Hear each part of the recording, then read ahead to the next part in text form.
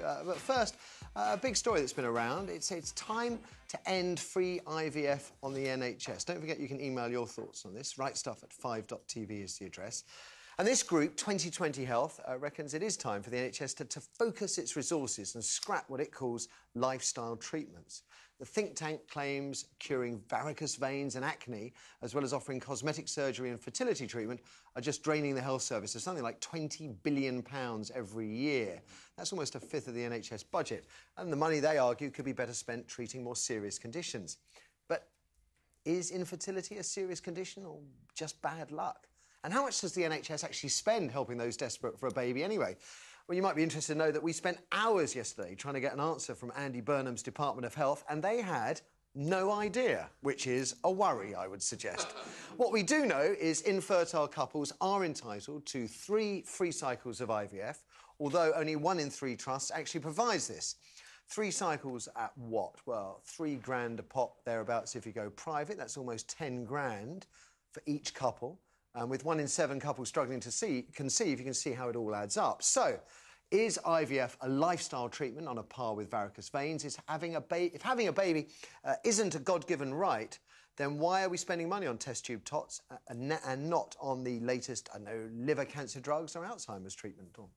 I find it really difficult because I've never been desperate for a baby, so it's hard to kind of put myself in the position of wanting IVF. But, I mean, it obviously, on the surface, feels so unfair to say, no, you have to pay for it. When I don't know how much it is either, but from friends that have done it, I do know that it's very expensive. It is around £3,000, is a pretty good ballpark figure.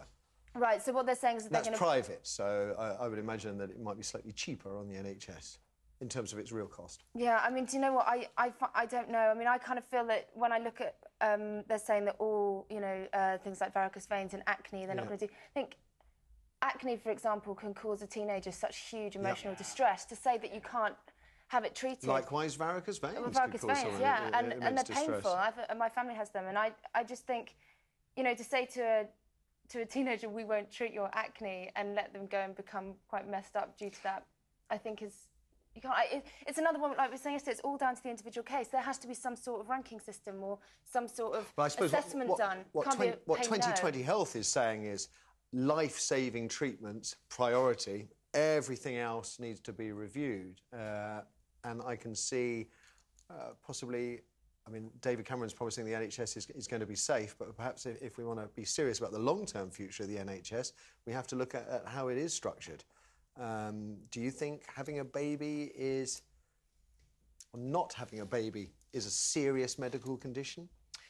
I mean, for me, I feel strongly, and when I'm looking at these figures, 45,000 cycles of IVF were performed last year. 75% of those were already conducted privately, so that's a very small figure that they're looking to cut. Because, to be fair, some trusts are very reluctant to offer it. Yeah. But people, I think, didn't have access. If you could pay for it, maybe you just would get it done quickly, because this is an important thing. So, to me, I feel really strongly that is something that it isn't just a phase in your life. That being able to have a child is something that the NHS should be helping with. Although, of course, in the days pre-IVF, if you couldn't have a child, well, you couldn't have a child and you got on with your life. It might not have been the life you wanted to live. Unfortunately, we have the benefit of amazing technology now, don't we? But amazing technology costs money, and that money is draining resources. OK, to me then, on a different level, so some of this massive tax that goes on cigarettes and alcohol should then go straight back into the system, or then that money has to go up, because those do cause serious illnesses at the end of the day. So where are those companies who are making the profits investing in the treatment of their consumer? Well, absolutely. I mean, if we look at it like that, I mean, let's not forget the tons of money that have been squandered on the bankers, who then continue to draw massive bonuses. Yeah, let's not give them any bonuses and shove that right over to Well, that would be a nice idea, wouldn't it just? It's done. Yeah. Stephen, IVF? If you had, God forbid, if you had a close relative dying of cancer, you would want them to have the best available drugs. And then if you're told, well, there's no money for the best available drugs, but you are aware that your local local hospital trust is offering IVF treatment to couples struggling to conceive, do you think that would be a wise... Is that how budgets should be split? Is that fair? Because the fact that it's described by a right-wing think tank, that leaves me with a kind of shuddery feeling. But I think... But maybe they're the ones that are grasping the nettle. The NHS, you know, is failing in so many areas, despite massive investment by the current government. Of that, there's no dispute. Maybe someone needs to grasp the nettle. I think something should be done, but then where do you draw the line in terms of deciding and defining what treatments are more important than others? For example, if you get breast cancer, is that less or more relevant than getting cancer through cigarettes? What about someone who turns up massively overweight with heart problems, OK, which you could argue have been caused by their own poor diet? Are they a more deserving case than someone who's desperate for a baby? I mean, it's impossible. Exactly.